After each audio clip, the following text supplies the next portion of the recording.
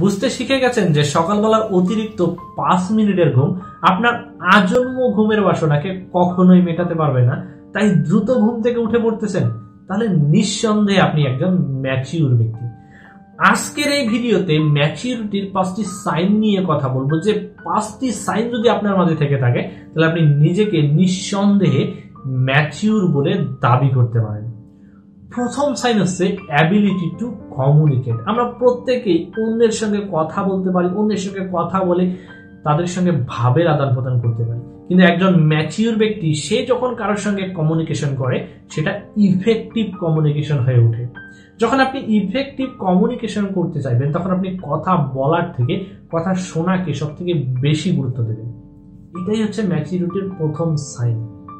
এখন আপনি যদি এই ভিডিওটা দেখতে দেখতে 1 মিনিট 2 মিনিট দেখার পরে মনে করেন যে না এটাতে তেমন কিছুই নেই, যদি স্কিপ করে যান তাহলে আপনি নিঃসন্দেহে একজন ইম্যাচিউর ব্যক্তি। কারণ একজন ম্যাচিউর ব্যক্তি কখনোই কোনো কিছুকে মাঝখানে ছেড়ে দেয় না, পুরোটাকে শুনে বুঝে দেন ডিসিশনটা নেয়, যাতে করে যদি ভালো না হয় তাহলে পরবর্তীতে এই চ্যালেঞ্জকে আর কখনোই ফলো করবে না। আর আপনি যদি ইম্যাচিউরের মতো ভিডিওটাকে মাঝখানে ছেড়ে দেন তাহলে পরবর্তী এইখানে তো 1 মিনিট সময় নষ্ট হলোই, পরবর্তীতে আবার এরকম ভিডিও দেখে আপনি আবার সময় নষ্ট করবেন। সো আপনি যদি ম্যাচিউর হতে চান তাহলে ইফেক্টিভ কমিউনিকেশন করতে শিখুন। কোনো কিছু কথা বলার সময় কথা শোনাকে সব থেকে বেশি গুরুত্ব দিন, পুরো কথাটা শোনার পরে দেন আপনি একটা ডিসিশন নিন, তাহলে আপনার কমিউনিকেশনটা হয়ে উঠবে ইফেক্টিভ কমিউনিকেশন এবং আপনি প্রত্যেকটা কাজে ম্যাচিউরিটির পরিচয় দিতে পারবেন। দ্বিতীয় সাইন হচ্ছে সেলফ অ্যাকসেপ্টেন্স। যখন আপনি নিজেই বুঝতে শিখে যাবেন আপনার উইক পয়েন্টগুলো কথা, আপনার স্ট্রং পয়েন্টগুলো কোনগুলো, যখন মানুষের সঙ্গে কথা বলার সময় আপনি রিঅ্যাক্ট না করে রেসপন্ড করতে শিখে যাবেন তখন আপনি নিঃসন্দেহে একজন ম্যাচিউর ব্যক্তি। কারণ একজন ম্যাচিউর ব্যক্তি জানে তার উইক পয়েন্টগুলো এগুলো, তখন সেগুলো নিয়ে যদি কেউ সমালোচনা করে তাহলে সে রিঅ্যাক্ট করে না, রেসপন্ড করে হাসি মুখে তাদেরকে জবাব দিয়ে সেই ভুলগুলোকে শুধরে সামনে এগিয়ে যাওয়ার চেষ্টা করে। যখন কোনো ব্রেকআপ হয় তখন একজন ম্যাচিউর ব্যক্তি কখনোই তার এক্সকে ব্লেম করে না, সে নিজেকে ব্লেম করে যে আমি তাকে বোঝাতে অসামর্থ্য হয়েছি, আমি তাকে বোঝাতে ব্যর্থ হয়েছি, দোষটা আমার, যার কারণে ব্রেকআপ হয়েছে। তো আপনি যদি ম্যাচিউর হতে চান তাহলে ম্যাচিউরিটি যদি আপনার গ্রো আপ করতে চান তাহলে সেলফ অ্যাকসেপ্টেন্স, নিজেকে ভালোবাসুন, নিজেকে সবার আগে চিনুন, নিজেকে বুঝুন। কাউকে ব্লেম করার আগে নিজেকে প্রশ্ন করুন আপনি কতটুকু সঠিক ছিলেন, আপনি কি তাকে বোঝাতে সক্ষম ছিলেন, আপনি কি তাকে বোঝাতে পেরেছিলেন, আপনার কোন কাজটা করা উচিত নয়, কখন মানুষ কথা বললে রিঅ্যাক্ট না করে রেসপন্ড করতে হয়, এই জিনিসগুলোকে আগে নিজের মাঝে নিয়ে আসতে শিখুন। সেলফ অ্যাকসেপ্টেন্সকে আগে বাড়িয়ে তুলতে শিখুন, দেন আপনি ম্যাচিউর হতে পারবেন। তৃতীয় sign rational judgement and emotional decision. একজন ম্যাচিউর পারসন কখনোই ইমোশনাল হয়ে গেলে কিংবা রেগে গিয়ে কোনো রকমের ডিসিশন নেয় না। সে ডিসিশন নেওয়ার পূর্বে ইমোশন এবং রেশনকে একটু যাচাই করে কতটুকু রেশনাল হচ্ছে জাজমেন্টটা সেটাকে যাচাই করার পরে সে ডিসিশন নেয়। যেখানে আমরা ম্যাক্সিমাম ক্ষেত্রে যদি উপরের দুটি সাইন আপনার মধ্যে থেকে থাকে যে আপনার ম্যাচুরিটির উপরের সাইন দুটি আছে, কিন্তু তৃতীয় সাইনের ক্ষেত্রে ইমোশনাল হয়ে পড়লে কিংবা রেগে গেলে আমরা প্রত্যেকেই ভুলটা করে থাকি এবং ইম্যাচিউরের পরিচয় দিয়ে থাকি। সো আপনি যদি ম্যাচিউর হতে চান তাহলে এই ব্যাপারগুলোকে এখন থেকে একটু অ্যাভয়েড করে চলার চেষ্টা করুন। যে কোনো ডিসিশন নেওয়ার ক্ষেত্রে ইমোশনাল হয়ে নয়, রেশনাল হয়ে ডিসিশন নেওয়ার চেষ্টা করুন, তাহলে আপনি একদম সবসময় ম্যাচিউর থাকতে শিখে যাবেন এবং আপনার ম্যাচিউরিটি লেভেল আরো দ্রুত গ্রো আপ হতে থাকবে। চতুর্থ সাইন হচ্ছে উইলিংস টু লার্ন।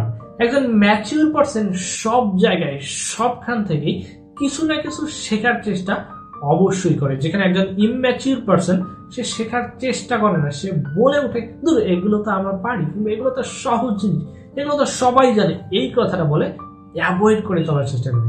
আর এই ক্ষেত্রে ম্যাচিউর পারসন যে কোনো জিনিস সে যদি আগে জেনেও থাকে তারপরও ওই জিনিসটার প্রতি তার আগ্রহ থাকে, যে কোনো কিছু করার পেছনে তার একটা এনার্জি, পজিটিভ এনার্জি কাজ করে।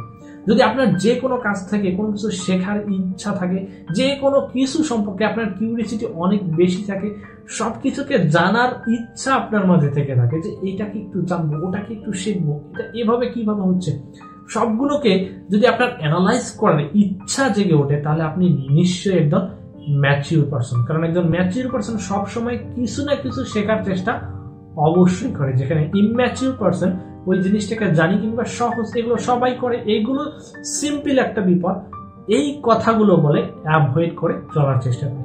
তো আপনি যদি ম্যাচিউর হতে চান, যদি আপনার মাঝে এই ইচ্ছা শক্তিটা না থেকে থাকে, তাহলে এটাকে জাগ্রত করার চেষ্টা করুন। যে কোনো কাজের প্রতি কিউরিসিটিকে বাড়িয়ে তোলার চেষ্টা করুন। কেন হচ্ছে, কিভাবে হচ্ছে, এই সিম্পল ব্যাপারগুলোই যদি আপনি না জানেন, তাহলে বড় বড় ব্যাপারগুলোকে কিভাবে হ্যান্ডেল করবেন। পঞ্চম সাইন হচ্ছে গ্র্যাটিফিকেশন। একজন ম্যাচিউর ব্যক্তি কখনোই ইনস্ট্যান্ট গ্র্যাটিফিকেশনে ফোকাস করে না। একজন ম্যাচিউর ব্যক্তি সব সময় লং টাইম বেনিফিটে বেশি ফোকাস করে, যার কারণে একজন ম্যাচিউর ব্যক্তি সব সময় সাকসেসটাকে নিশ্চিত করতে পারে। আর একজন ইমম্যাচিউর ব্যক্তি লং টাইম বেনিফিট নয়, ইনস্ট্যান্ট গ্র্যাটিফিকেশনকে সবচেয়ে বেশি ফোকাস করে, যার কারণে সে ম্যাক্সিমাম সময়ে ভুল কাজ করে কিংবা ভুল ডিসিশন নিয়ে জীবনে প্রত্যেকটা কাজে ম্যাক্সিমাম কাজগুলোতেই আনসাকসেস হয়ে থাকে।